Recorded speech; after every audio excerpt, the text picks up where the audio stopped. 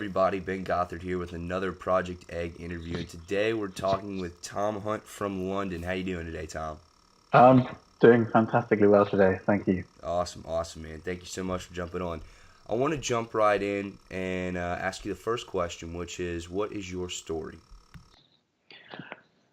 Awesome. Okay, so my story, I think it's slightly different to some other entrepreneurs in that I didn't really do anything entrepreneurial until I was 22. You know, you hear like Warren Buffett or Gary Vaynerchuk like selling newspapers when they're like 3 years old. But I didn't do that. I just sort of followed I was quite intelligent at school, but I just followed the crowd, like what my mum wanted me to do, what my brother did.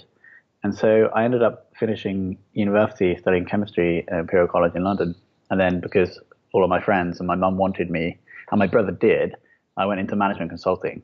I never really cared about what I was actually doing. So I worked for Ernst& Young, and then I worked for Accenture because I thought I'd get more money and do better work at Accenture, but it's still the same. It's still boring.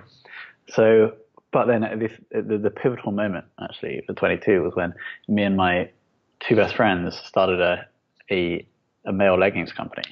And this was just because we wanted to speak to girls at the pretty girls at the market next to our house in London that we always used to go to.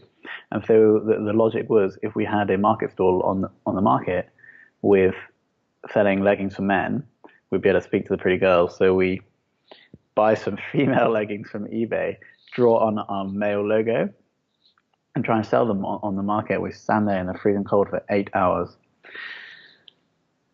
And how many do you think that we sold in those 8 hours, Ben? All of them? No, we had 18 pairs and we sold zero for absolutely nothing. But we had a good time. So we decided, because the cost was so low, we created an e-commerce store. And then like 2 months later, we sold our first pair to somebody that we didn't know. And that was the moment. This is the pivotal moment because you could do something, you could help someone else and get paid for it. That was like the magical feeling. And so really ever since then, that was a singularity. That was a point in time at which everything afterwards was different. And so really since then, I've invested probably a disproportionate amount of time or too much time basically into learning how to help people out, I guess, but in exchange for money, not charitable yet.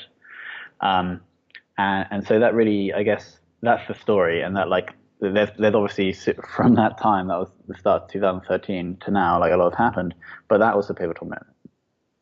That is awesome, my man. That's awesome. And I want to jump a little bit more into your past. So you were saying that you started off not doing anything entrepreneurial until you're about 22. Could you maybe dig into a little bit more of what you were doing in that time and kind of your mindset at that time and how it's different from it is today?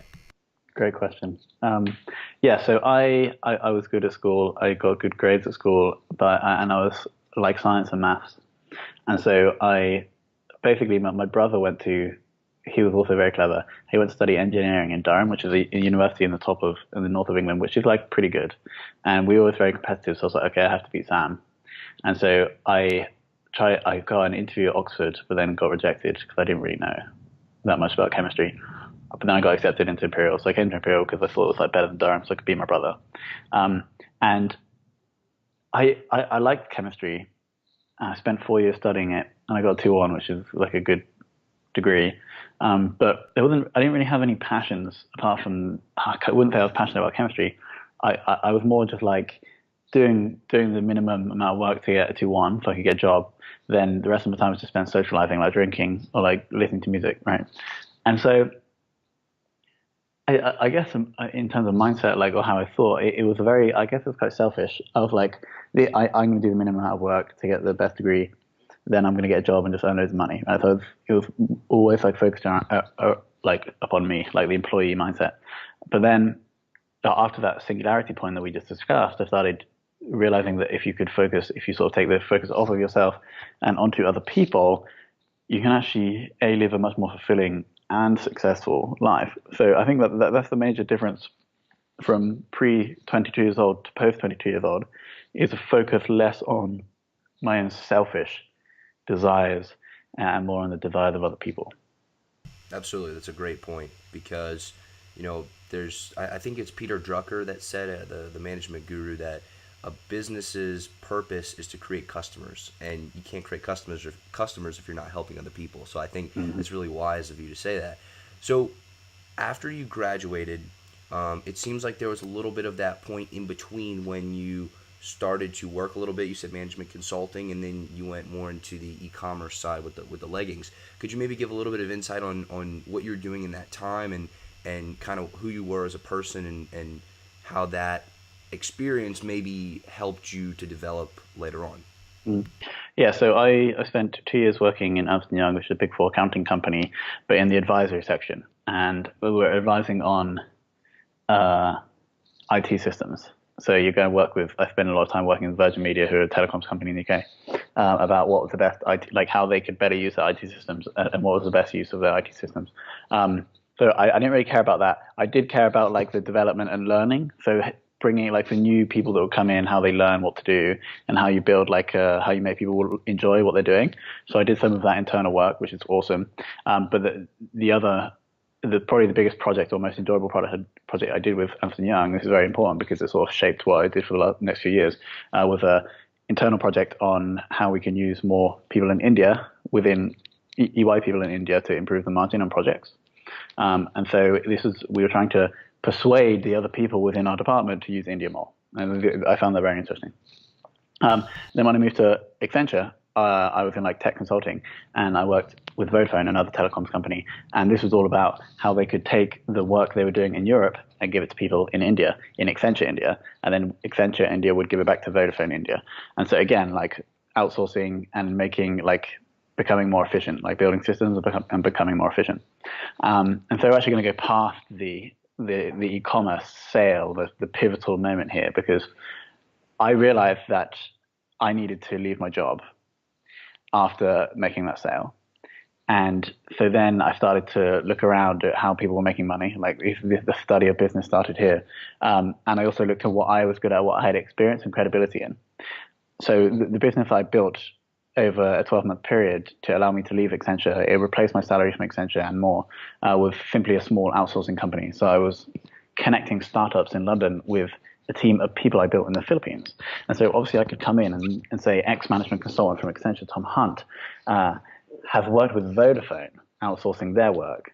And he's now spun off on his own and is providing sort of lower cost, awesome resources to startups in London. So that was my angle.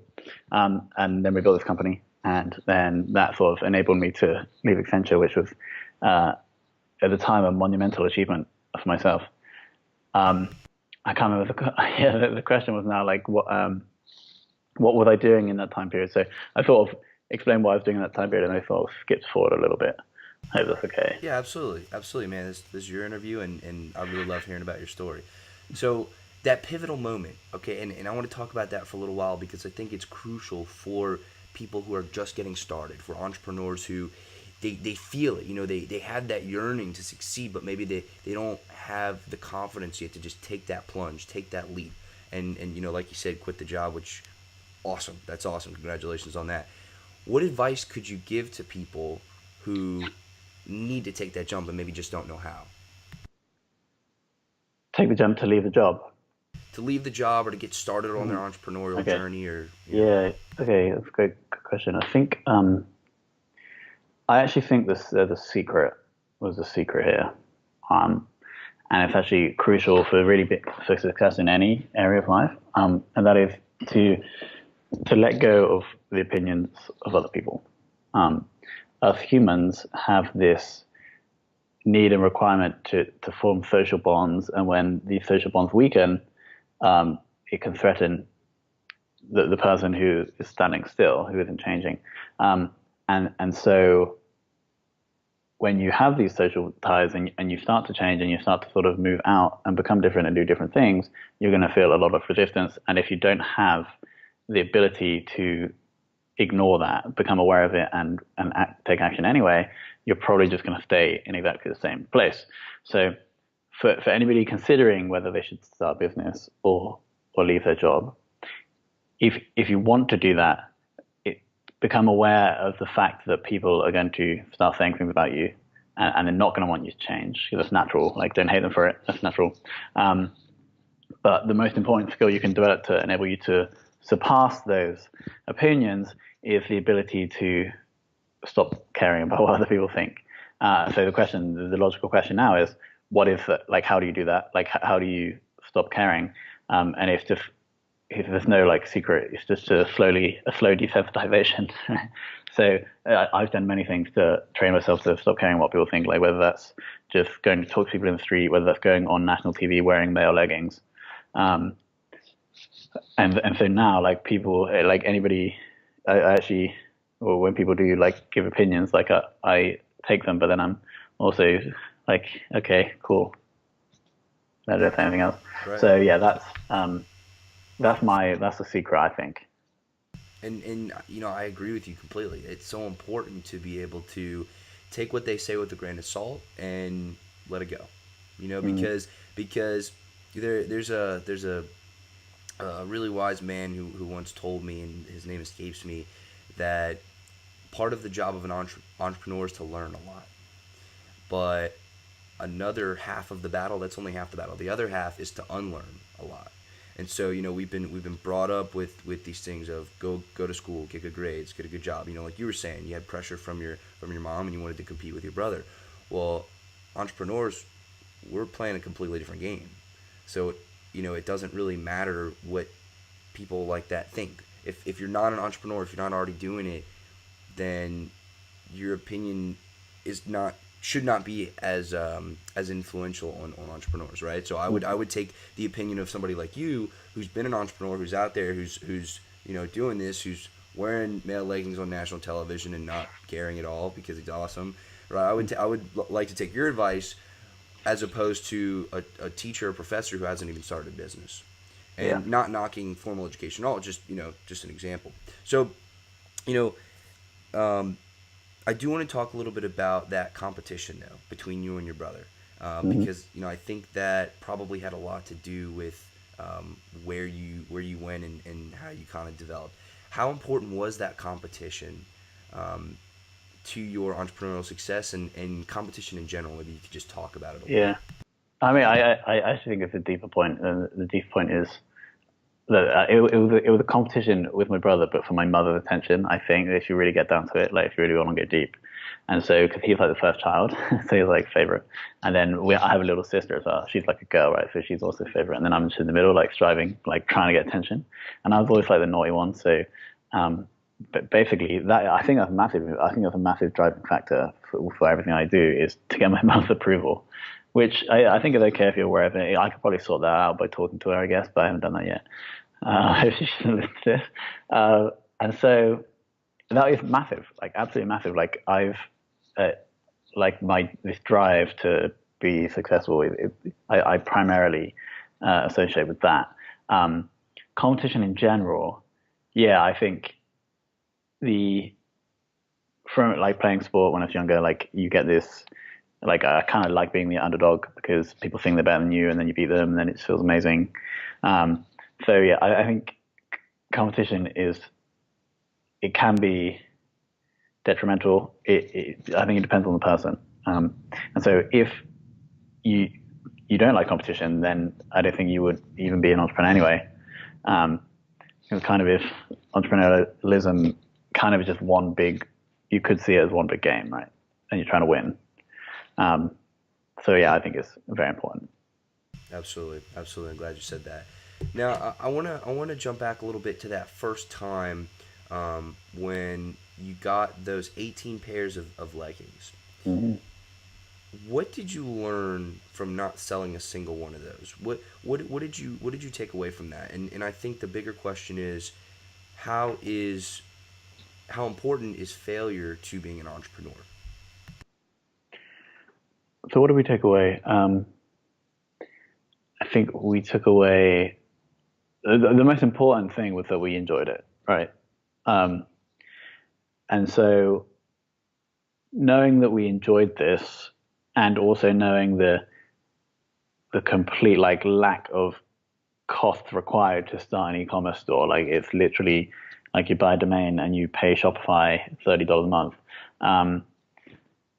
That enabled us to move forward. So despite the fact we didn't sell any, it's kind of just added to the joke, right? Oh, this is hilarious. We're doing this thing. All these people don't understand us yet.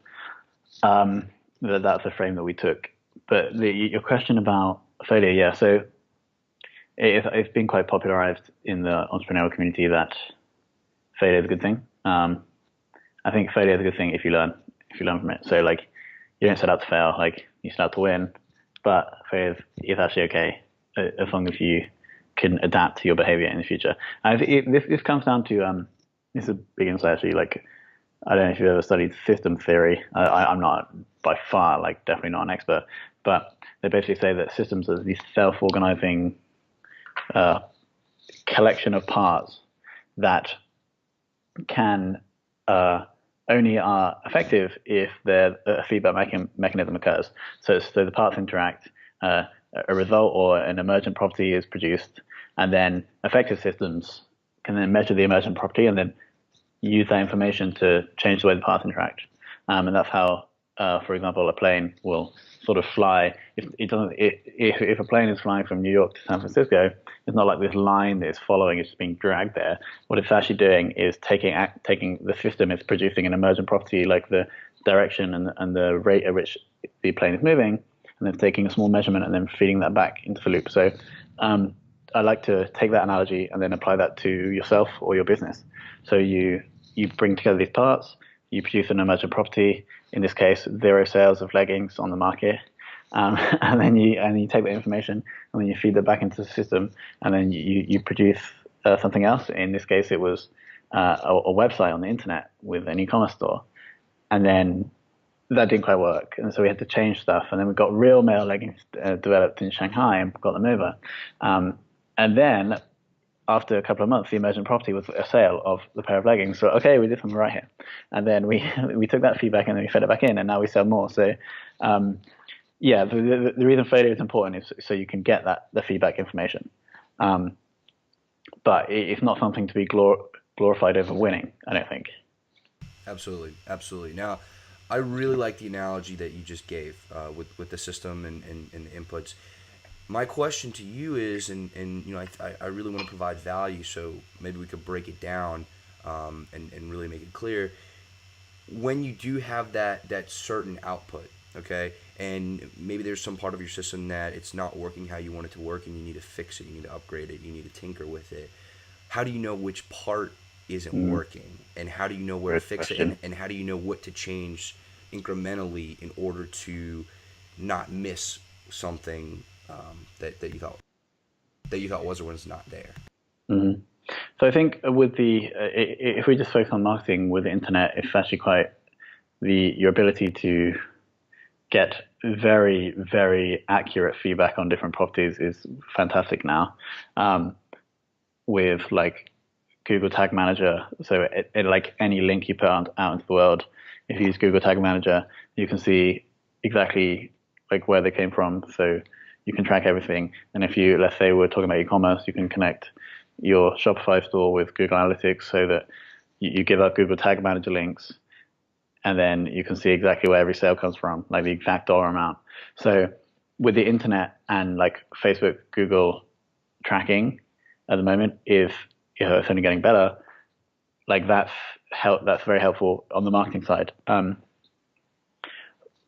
The other parts of the business, I think, are trickier. So, for example, product development. Let's say we produce a pair of leggings that everyone hates. They don't sell any. We'll just have low sales, and maybe that's because the campaign, like the marketing campaign, wasn't good. Maybe they just hate the design.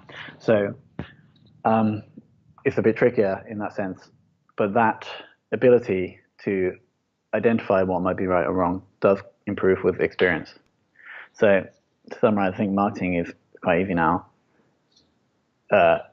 Assessing other areas in the system will come with experience.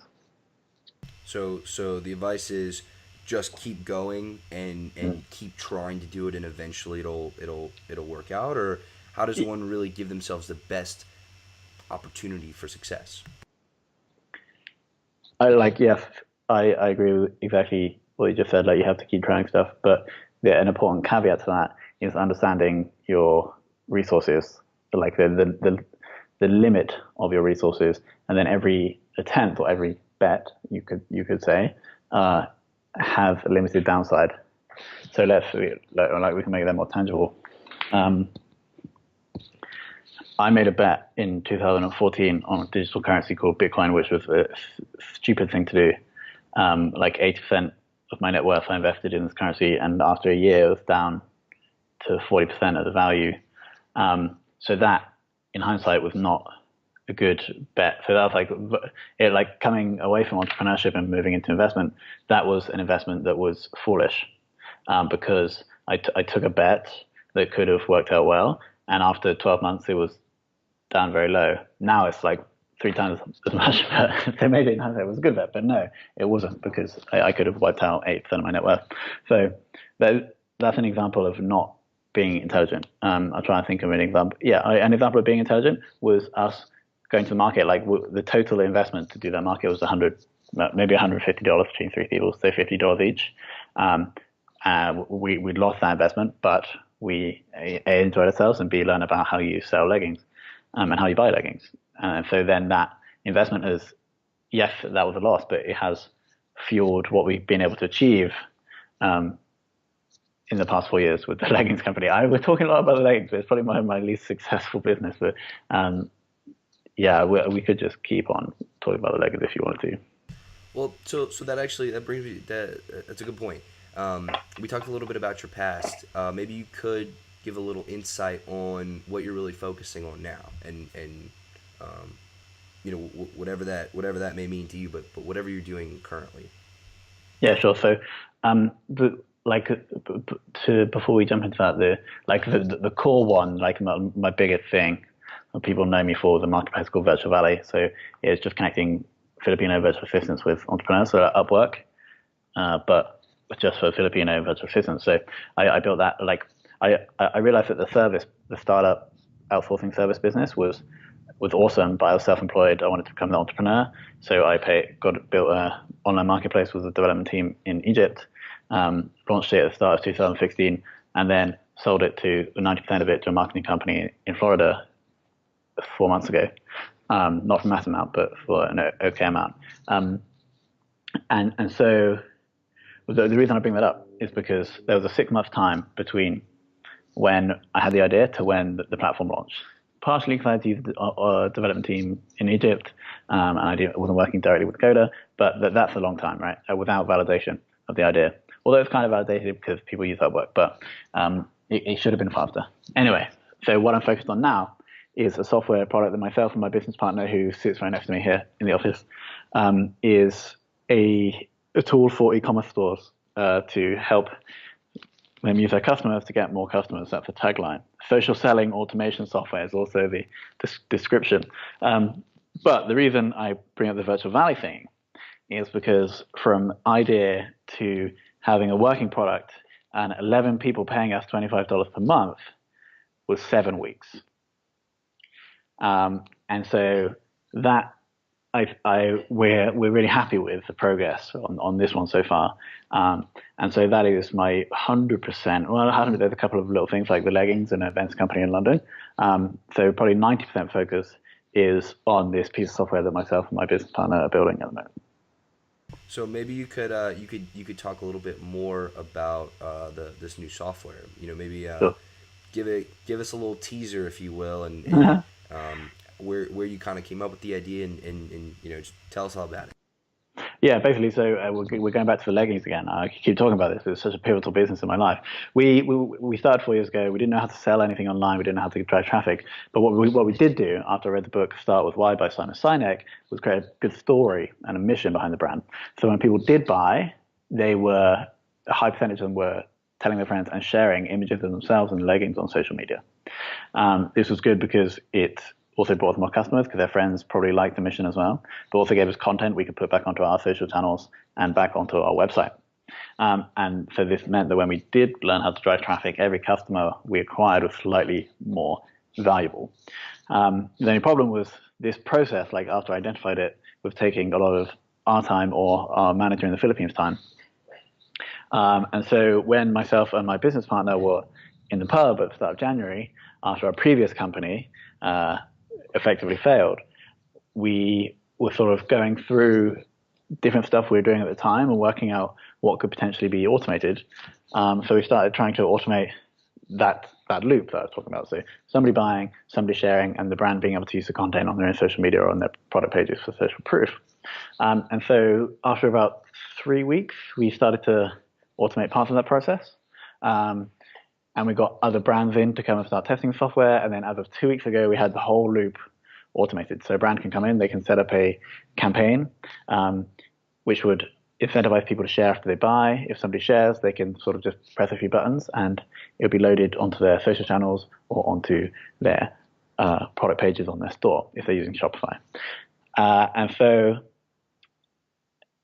that, like, the idea is that the brand goes in, sets a campaign, spends like 1 or 2 hours setting it all up, and then after that, they just have to log in once per week to review and approve submissions. So basically, using their army of customers that they already have to help them create content for the brand, but also find them new customers. That's the pitch. That's awesome. That's awesome, man. And at what stage is it now? It seems like you said you have a few people who are using it already, or is it like in a beta testing stage? Where is it? Yeah, so we have 60 people who have used it since we started. So we started letting people in about a month ago. 11 of them are paying a monthly subscription. So yeah, we were in a beta test.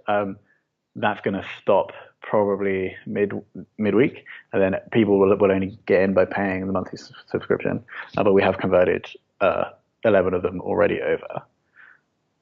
And so, for entrepreneurs who may be wanting to have a similar business model of you have an app and it does some sort of function and then you need to bring in beta testers, how do you go about doing that? I mean, how do you find the right people to come beta test? How do you use that to better the app, and then how do you monetize from there?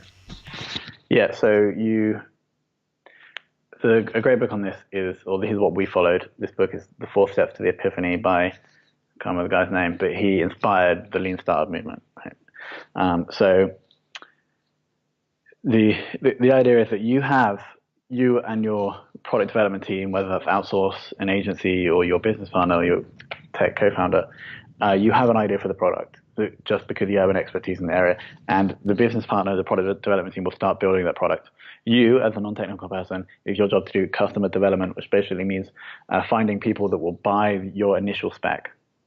So your question, how do you find these people? You basically make a prediction about the type of person that would want to use this software, and then work out where they are online, and then either pay money or create content that's valuable enough to get their eyeballs on the effectively ad, and then drive people back to book a call with you. So the way we did it, like the best channel for us was going to Facebook groups and Shopify Facebook groups, writing value posts about how you build brand, how you get your customers to promote you, and then I'd say if anybody at the bottom or like in brackets somewhere in the post, I'd be like, if anybody would like to beta test on a new tool that helps automate this process, comment below. And so we had some Facebook post, like there were some absolutely amazing posts that we had like 30 people, 30 beta testers comment just from one post in one group.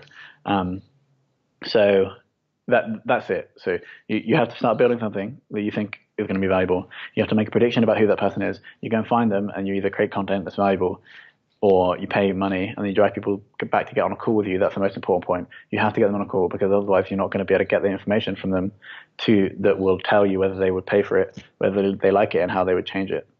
So I've now had over this 7 weeks probably 60 calls with people where I've explained them what the tool is. I've shown them what the tool does on my screen. Then I give them their login details and get them to log in, and then go through the process of using the tool while I'm watching, writing notes in Trello that goes direct, like that my business partner sees like straight away. Then he manages this Trello board of what people think, what needs to be changed, and how stuff can be updated.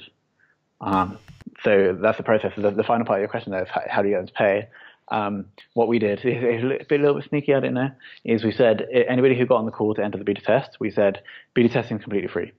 But if you, at the end of the beta period, we're sort of giving a 50% lifetime discount to our beta testers. So you can lock that in by adding your credit card details now to the app. You won't get charged, but you can lock that in by adding your credit card details. We do ask our beta testers to add credit card details first. You can take them off as soon as you come out beta. I'll tell you, you can take them off, and that converted. Well, it converted okay. Well, that's why we had the 11 people, I guess. And so now they're paying like 50%. They have a 50% lifetime discount, which is $25 per month. And so when we start getting normal people in this week, we'll see if they convert at $50 per month. But that's the plan. That's the structure we used, and it was effective. Probably only effective though because I have a very good coder who sits next to me every day. It would have taken a lot longer and a lot more expensive working with an agency or outsourced development team. Absolutely, absolutely. That's brilliant, and I do want to thank you for providing value on this call. I think that's the name of the game.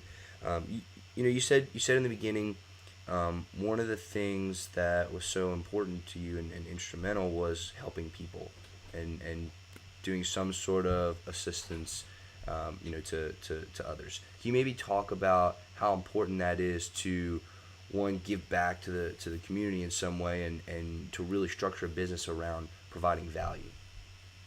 Yeah, I think there are two reasons why you would want to help people. I'm not going to say like whether they're selfish or unselfish because I think that's actually pretty pointless. Reason number one is it's a great marketing strategy, right? So, it's a great marketing and business strategy, right? The more you can see through the eyes of your customer and provide them what they want, the more likely you're going to get paid. So that's like fundamental, right? But the second one, I don't think many people know this, and this comes out of an understanding from evolutionary biology. I'm a big fan of the theory that we sort of evolved many years ago, and we're now born for a time that does not exist. And if you want to make yourself happy, you have to understand how your body has evolved to want to be happy. So, assuming this theory is correct, we evolved in these small tribes of 150 people, and that in order for the tribe to be successful, and therefore yourself, everybody had to work together as a team. And if somebody was hurt or somebody was not happy, you would do things for them to make them happy. And just the same for you. If you're not happy or if you're hurt, then people would do stuff for you. And therefore, like that would make for an effective tribe, and therefore those genes would be passed through. So if we translate that forward to today, your body is going to reward you for helping other people because that's what enabled the tribe to survive. If everybody in the tribe was selfish and everybody helped each other, then the tribe would have died in theory, and the genes would not have been passed forward. So there's also, I guess, this selfish/altruistic reason for helping people. It's actually going to make you happier yourself because that's how your body has evolved. Absolutely, man. That's a great answer. That's a fantastic answer. And I think looking to the past to learn is incredibly important. So I'm really glad you brought that up. And speaking about learning and educating yourself, how else did you go about as an entrepreneur educating yourself in business and in just entrepreneurship in general? I mean, did you read? Did you have mentors? How'd you go about doing that?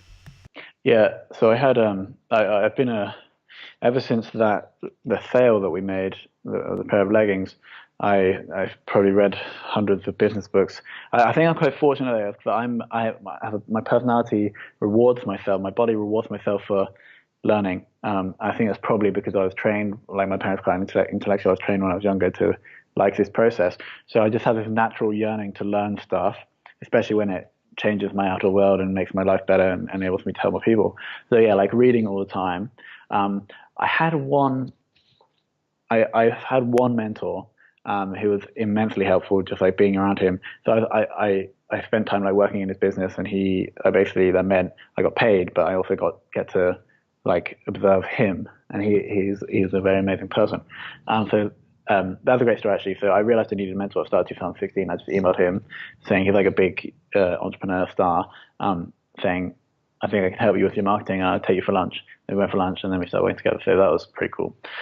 So reading, mentors.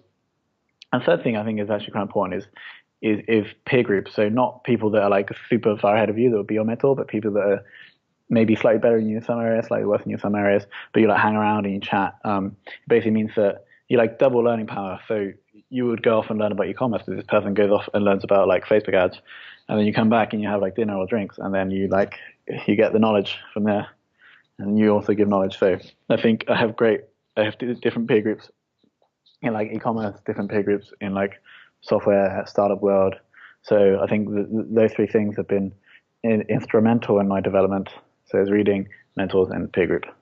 That's awesome. That's awesome. And so, for people who may be struggling a little bit to find either a mentor or a good peer group to join, what advice would you give them to seek those people out? And how do you identify somebody who would be a good mentor or a group of people who would be a good peer group?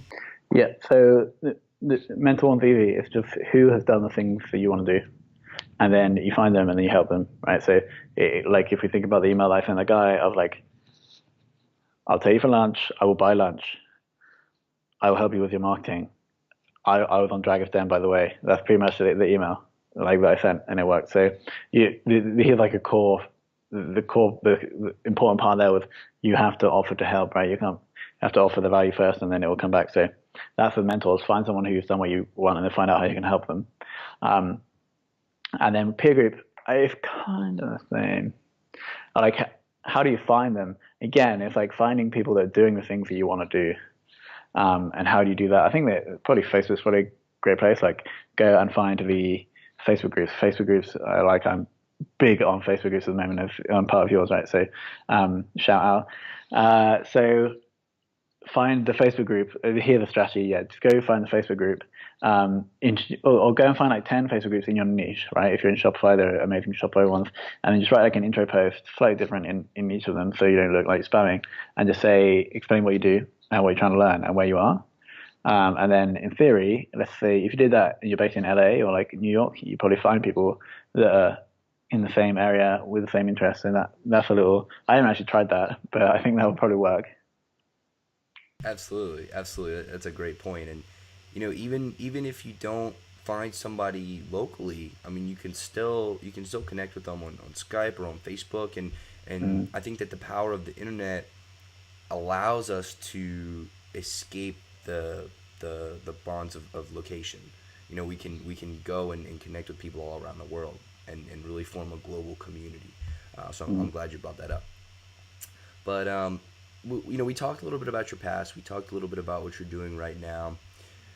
Could you go into the future for us and well, not go into the future, but talk a little bit about Yeah. your future? Where do you see yourself, later down the road? What's kind of the biggest thing that you want to accomplish in your lifetime? Yeah, so I'm a big fan of. Yeah, it was explained to me best by a guy called Evan Pagan, not personally, but on his training programs. Um, the developmental model from employee to self-employed to entrepreneur to investor to philanthropist. And so if we go back to system theory, the employee is the one who works in the system. The self-employed person is the system.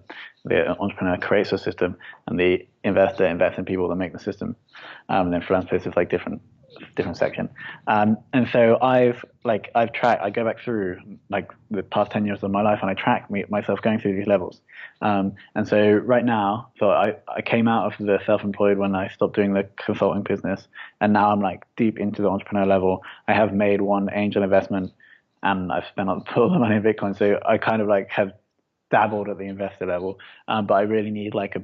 Well, I don't need, but what's going to happen is a bigger success on the entrepreneur level to enable you to make that jump fully into the investor level, right? So in each of these stages, there are three different mini stages. So there's like the part where you're just learning. There's the part where you're creating value, and then there's the part where you can accumulate value for yourself to enable you to make the jump to the next level. So where I say I was at the moment is in the middle of the entrepreneur level, creating value, and then I'll start accumulating that value probably with the sale of a cash producing asset that will enable me to move into the investor stage. So I think you said 5 years, right? So I think that in the next 2, 3 years, we'll sell one of these systems, and that will provide the liquidity and the resources to make the jump to the investor level, where I think I would maybe start another entrepreneurial venture sometime in the future, but I would spend some time being an investor, and then ultimately would move into philanthropy. But that's probably going to be in 20 or so years where I have massive resources and massive experience so I can actually make a bigger difference. Absolutely, absolutely. That's great. And and so you talked about going through these stages.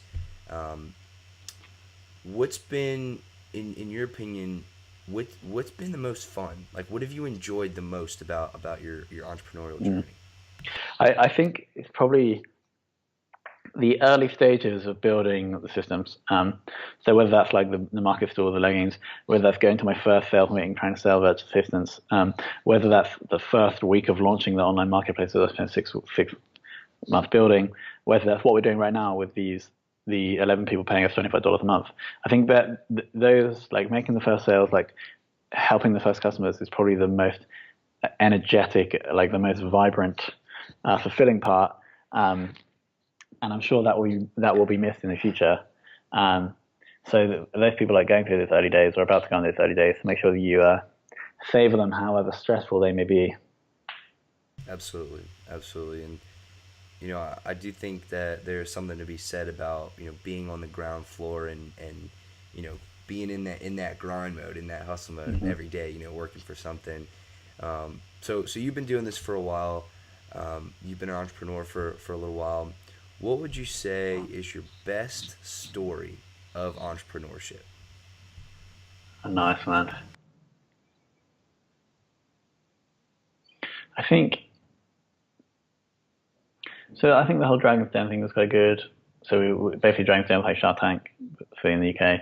So we my my two business partners didn't want to go, so I had to go to the BBC studio in London all on my own, wearing leggings to audition.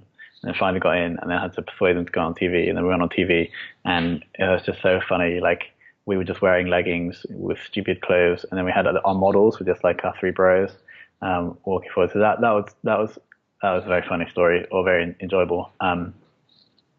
Which was a high point, really. Like we got slated, but it was good fun. A low point. This is actually interesting. So I was currently, there was probably a year where I lived around the world building the marketplace. And so we spent like 6 months, and the marketplace was about to launch. I was in Venezuela, like an island of Venezuela, which didn't have the best economy at the time. And I, it's so stupid. So like literally the next week we're launching, but I let in a contractor from India who was helping develop a different business I had, because we had some virus, you had to go and sort it out, into the shared hosting account where like the 5 months of code was sitting, and he just deleted everything, like apart from that one small website. And HostGator couldn't get it back. I was speaking to HostGator support, and she said, I quote, "This isn't Windows or something. You can't just get stuff back." And so that basically meant that all of the functional code, the development team had kept, fortunately, but all of the front end code, like the good looking stuff, was just gone. So that was just an absolute disaster. Along with like other blog posts and other websites I had, all of the content was just disappeared. Then at the same time, my MacBook Air that I was building that business on just decided to stop working. And obviously in Venezuela, you couldn't get anything done. So I couldn't. I was basically that was like probably one of the lowest point in my entrepreneurial career. Because when you spend all that time, like your income is going to rely on this marketplace. You haven't built anything else up. You have no money like coming in apart from this. In theory, if like your world's ended, like you can't think about anything else, and it's just so stressful. It was okay in the end. Like I flew back to England, and then we launched a month later, right? So it wasn't that bad. But so that was the high point, like the Dragon's Den thing. And the low point is not taking backups and letting people into your shared hosting account. And I guess being in Venezuela is not a bad thing. But like maybe not having a backup laptop or something, or not making sure my laptop was well cared for. That was the low points. Absolutely, that's a great story, man. So you know, I want to talk a little bit more about your future. Um, you've been doing all these different things. Now you kind of did retail and e-commerce and management consulting, and now you're moving more into software. Who do you want to be known as? When people think Tom Hunt, what do you want them? What do you want first to come to mind? Like who do you see yourself as Mm. in life? Question. I want to be seen. I do like the label of the definition entrepreneur. I also like internet. I think internet is I don't. If I shouldn't really, I can't even comment on the impact that it's having. So I do like the label internet entrepreneur. That's what I'd like to be seen as. Even when I do become like the investor, I think maybe like I'll do investing for a while, then I'll jump back into being an entrepreneur. Maybe in biotech, maybe in blockchain, but on a business system that can have a much bigger impact. I like internet and I like entrepreneur, so that's probably the label that I like to be seen as. Awesome, awesome. And if you could go back and you could talk to yourself, right, way early on, knowing everything that you know now, what advice would you give yourself? Um, I think it would be uh, to place less importance on the result and to enjoy the process more. So I think it's the bug ether where I'm not going to go into the story of that book, it's quite complex, but basically the quote from that book is that you do not have the rights to the fruits of your actions, just the actions themselves. And so why this is so important is because when you do sort of have this, you place too much importance on getting the actual thing, like sometimes, or things are more likely to go wrong when you on the journey to get the thing. Whereas if you just remain calm and focused and engaged in the day-to-day work you're doing, paradoxically, you're actually more likely to go and get the thing anyway. And so, especially earlier on in my entrepreneurial career, I was always focused on like the end result, like getting the money, like getting the products or getting the new website looking great, as opposed to like focused on creating the valuable products, great marketing, and the system itself. Whereas now I'm sort of training myself to be more focused and more engaged in my day-to-day activities, and then at the end of the day, just checking, okay, we made that much money, great, like put it in a spreadsheet, like whatever. So that's for people out there that are so focused on getting that end result. Maybe that's a quote to read and to study. Absolutely, absolutely. Thank you for that. So, I do wanna thank you for your time. It's been a great interview. Really enjoyed chatting with you, man. But I do have one more question for you. Is there anything that is an important part of who you are that I did not ask you about today? In other words, what did I miss? That's a really good question. So we covered the part about like the competition with my brother and stuff. So I think that's one of the fundamental driving forces I have. I don't know if we talk about the second one. These are the two that I think are really influential. The second one is about like the being the underdog and like seeing the people that either think they're better than you or have like seized power when maybe they shouldn't have, and then sort of not being the person in power, but then still like fighting against them and then winning ultimately. So I think like that came from for me like maybe not getting picked from like the best sports team, but then having to play against them in the training match, and then trying to win or like winning. And so that's why I like the internet. That's why I like blockchain technologies. Is because the impact you can have without permission, without having massive resources, uh, it really, really fuels that part of myself, and makes me excited about the future. That is great that you say that because you mentioned "Start with Why" by Simon Sinek earlier, and one of his anecdotes in the book is about how Steve Wozniak um, and Jobs, how they started to build their company, and the whole point behind it was, and I think he says this directly in the book in one of the first few pages of it, was that Wozniak wanted to build a computer that if he could put it into the hands of the individual, they would be able to take on a vastly out-resourced major corporation. Hmm. And so it's cool that you said that. It kind of came full circle. Hmm. But that's awesome, man. That really is Yeah, cool. no, 'cause I don't remember that part of the book, but now if you think about it, like everybody, like I'm on a Mac now, right? Like, and I'm using this machine to like take. I don't know if I'm really taking on corporations, but I hope in the future. But it seems like it came true for those guys. Yeah, absolutely, absolutely, man. So to everybody listening, I definitely highly encourage you to check out Tom's new app. Whenever whenever I get the chance, I'm going to put the link in the description below. Not sure if I can quite put it out yet because it's in beta testing, but whenever it is available. No, but I think by the time this interview goes out, it'll be available, and we can do like we can have a free trial for anybody that comes through. Actually, we'll give a special link, and so anybody that comes in can have an extended free trial, so you can actually see if it's going to work for you before you start investing cash. So, yeah, we'll put that in the link below. Awesome. Yes, we're gonna toss all that in the link below. If it's okay with you, Tom, might link to your Facebook, Instagram, all those things, and Sure. just give people a way to connect with you. I definitely encourage everybody to reach out. Tom's a great guy, as you can tell from the interview. Very knowledgeable, very experienced entrepreneur. And if you ever have any questions about male leggings, he's probably the guy to go talk to.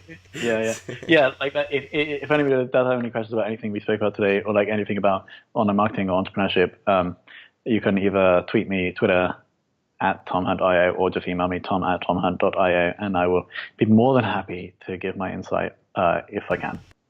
Absolutely. And again, I'm going to put all that stuff in the description below. So I do want to thank you again, Tom, for jumping on this interview. It has been a pleasure.